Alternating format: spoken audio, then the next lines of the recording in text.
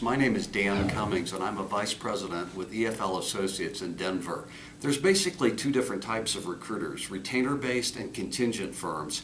As the name implies, retainer-based firms like EFL Associates actually enter into a contractual relationship with their clients. We also typically work on true executive level positions, meaning C-level, vice president, sometimes director level positions. However, since there is a contractual relationship, retainer-based firms will work on an opportunity until a successful candidate has been identified.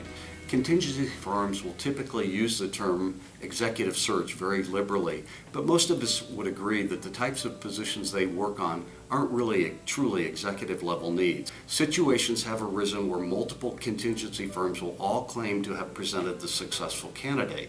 These disputes can escalate to the point where the employer just decides it's easier to walk away from the whole situation and thereby misses out hiring a candidate they might be interested in. If a particular situation requires a very specialized skill set or an employer exercises their right to be very selective, a contingent firm might move on to easier assignments. So how do you as an employer decide which type of firm is right for your needs? If you're confused, rest assured you're not alone. Executive search is one of the most abused terms out there in the recruiting world.